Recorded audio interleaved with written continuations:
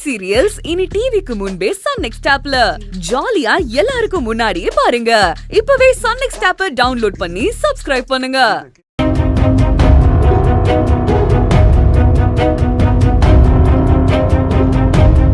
அண்ணே, இவங்க தானே கலெக்டர்.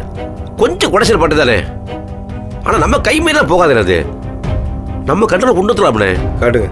வரவங்க பூரா தான் சொல்றீங்க, ஆனா வேலை முடியறதுக்குள்ள நேக்கா கலந்துக்கிட்டீங்க. அண்ணே, நீங்க சொன்ன மாதிரி அந்த வியாபாரம் பண்ணுற இடத்துல பிரச்சனை ஆரம்பிக்க சொல்லிட்டேண்ணே. அது மட்டும் இல்ல, அந்த ஏரியா கவுன்சில் நம்ம பையன் தானே, அவங்ககிட்ட சொல்லி என்னன்னு பார்க்க சொல்லியிருக்கேன். அவன் அந்த சோத்து வண்டியை தட்டி தூக்கிடுவானே.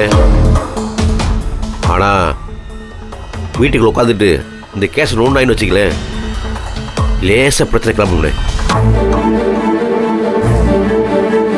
ஏன் தம்பி, அண்ணன் எங்க இருக்கிற சரி, நீங்களே வீட்டுக்கு போலாமே.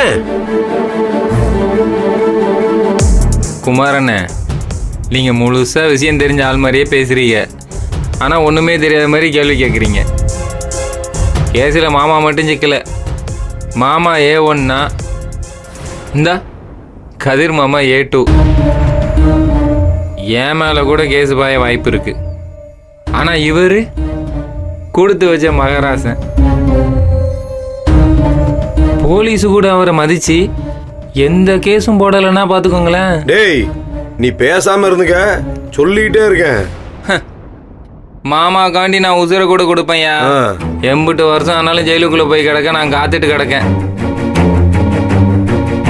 தம்பி, விளையாட்டா பேசிட்டு இருக்கியே. ஜெயிலுக்குள்ள போனீங்களா 1 மாசம் தாக்கு பிடிக்க முடியாது, பிச்சுக்கிட்டு வெளியே வந்துடுவ. அண்ணே, நான் சொல்ற கொஞ்சம் புரிஞ்சுக்குங்கண்ணே. நீங்க மட்டும் கேஸ்ல இருந்தா பரவாயில்ல, நம்ம தம்பியை கேஸ்ல இருந்து வெளியே எடுக்க பார்ப்போம். வெளியே எடுக்கணுமா? ஏன்? அப்பதான் தம்பி நமக்கு நல்லது. நீங்களும் தம்பி வீட்டுக்கு போய் வீட்டு பொம்பளையில பிரச்சனை பண்ணி கேஸ் வாபஸ் வாங்க வச்சா ஒட்டுமொத்த பிரச்சனை சரியாயிருமே.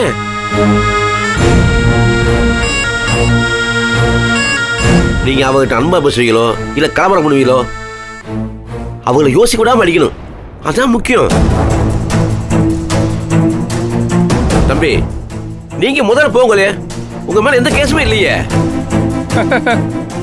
அவன் போய் கிழிப்பான். பொம்பளைங்கெல்லாம் உட்காந்து அழுதுட்டு இருந்தாங்கன்னு வைய, கூட சேர்ந்து ஓரமா உட்காந்து கண்ணீர் வடிப்பான். ஏய், குடிச்சிட்டு தேவையில்லாம பேசினா மரியாதை கட்டு போயிடுவாமா. அம்மா அமைதியா. நீ முதல்ல வாய மூடுறா. எப்ப பாரு தேவையில்லாம பேசிட்டு இருக்க. வேணுமா பெரிய ஒழுங்கு மாதிரி இருங்கப்பா. நீங்க சொல்லப்பட்ட எப்படி இங்க பாரு, எல்லாம் ஒண்ணு சொன்னா தான் நல்லது நடக்கும். அதை விட்டுவிட்டு உங்களுக்குள்ள அடிச்சுருந்து வச்சுக்கலேன், அவளுக்கு ஜெயிச்சுட்டு போயிட்டே இருப்பாளுங்க.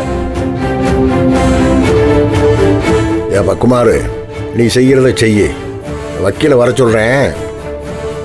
எப்படி இவனை கேஸ்ல இருந்து வெளியே கொண்டாட முடியும்னு கலந்து பேசிக்கிறோம். ஐயோ அண்ணே, அதெல்லாம் வர வேண்டாண்ணே, எல்லாத்தையும் நான் பாத்துக்கிறேன். 2 பேரும் வீட்டுக்கு போனாலே பாதி பிடிச்சா சரியாயிரும். சரி, நான் போய் ஆளுங்கிட்ட பேசிட்டு வரேன், நீங்களாம் வெயிட் பண்ணுங்க. நான் பேசி தம்பியை கேஸ்ல வெளியே எடுக்க நான் வழியை பார்க்குறேன். அண்ணே, நான் போயிட்டு வரேன்.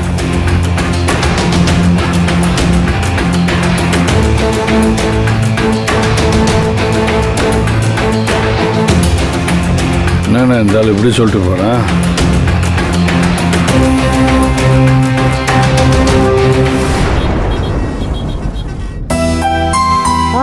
அக்கா ரெடி ஆயிருச்சாக்கா? ஆயிருச்சுப்பா, இந்த 2 நிமிஷம். சரி, ஓகே. நெய்யில 2 முந்திரி வறுத்துடுறேன். இனிமே ஆன்லைன் ஆர்டர்ஸும் நம்மளுக்கு வரும், அதையும் எடுத்து நம்ம பண்ணணும். சரியா? ஹே, சூப்பர். அவங்க கிட்ட எல்லாமே பேசிட்டியா? அதெல்லாம் பேசியாச்சு சித்தி. அவங்க சைட்ல இருந்து கேட்ட பேப்பர்ஸ் டாக்குமெண்ட்ஸ் எல்லாம் சப்மிட் பண்ணியாச்சு, அப்ரூவலும் ஆயிடுச்சு.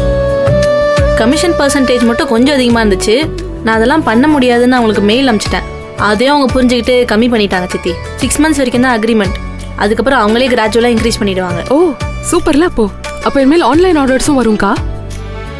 அக்கா, நீங்க இதை பாத்துக்கிட்டு இருங்க. ஆன்லைன்ல ஃபர்ஸ்ட் ஆர்டர் வந்திருக்கு. அதுக்குள்ளயா? ஆமா, பிரியாணியும் கோபி 65யும் சொல்லிருக்காங்க. சித்தி ரெடி பண்ணிடுங்க. 10 minutesல ரெடி பண்ணனும். போ ஓடு, 65 போடு. டடா, நான் போறேன்.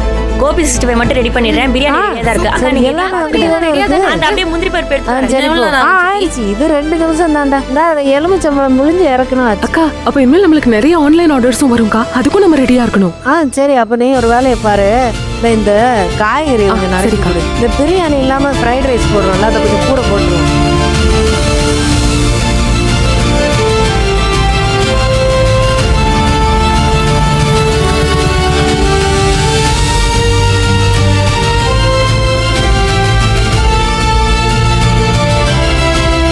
Madam, order number 1.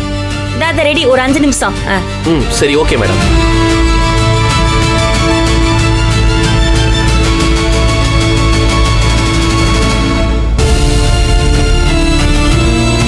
அண்ணா என்னங்க குடிங்க. இல்ல மேம், பரவாயில்ல, வேணாம். குடிங்க, பரவாயில்ல, இல்ல, வேணாம். ஃப்ரீ தான். குடிங்க. எல்லாருக்கும் ஃபுட் கொடுக்குறீங்க. இது எங்களால முடிஞ்சது. ma'am. குடிங்க.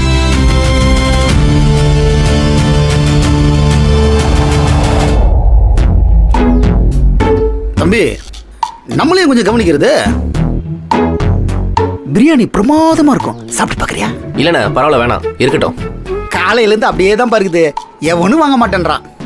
நீங்க ஆன்லைன்ல கொடுக்குறப்போ சைட்ல நம்ம பிரியாணி 2 தட்டி விடுறது. அண்ணன் உன்னை தனியே கவனிக்கிறேன். யோ, பேசாம போயா. என்ன நினைச்ச? எனக்கு வந்திருக்கிறது தமிழ் சோறு ஆர்டர் தான். அட என்னையா தமிழ் சோறு மலையாள சோறுன்ட்டு. என்னைக்குமே பிரியாணிக்கு தான் மவுசு குறையவே குறையாது. போயாங்கட்டு. தம்பி. மேடம். தாப்பா ரெடி. Thanks madam. சரி, இந்தாங்க. ஆர்டர்னு ஸ்வீட் வச்சு கொடுத்துருக்கேன். அதை சொல்லி கொடுத்துருங்க. சரி மேடம்.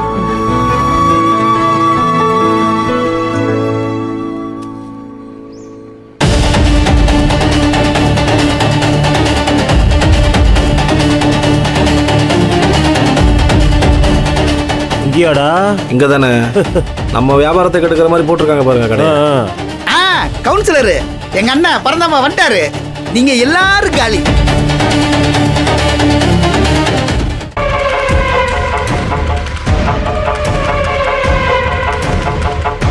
அண்ணா வாங்கண்ணா, வணக்கண்ணா, வாங்கண்ணா, வாங்கண்ணா.